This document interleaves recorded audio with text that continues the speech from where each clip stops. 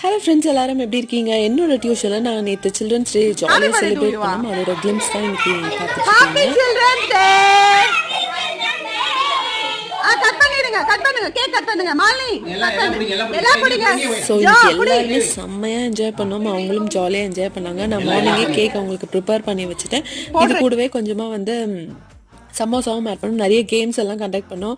வீட்டுல வந்து இந்த மியூசிக்கல் சேர் மாதிரி கண்டக்ட் பண்ணிட்டு மாடி மேலே போயிட்டு நாங்கள் அந்த சிக்கன் ஹண்டர்னு சொல்லிட்டு ஃபுட்பால் வச்சு ஒன்று விளையாடணும். செம்ம என்ஜாய் பண்ணோம். அதெல்லாம் என்னால் கேப்சர் பண்ண முடியல, ஒரே என்ஜாய்மெண்ட்டில் இருந்ததால் பிள்ளைங்களுமே செம்ம ஹாப்பியாக என்ஜாய் பண்ணாங்க.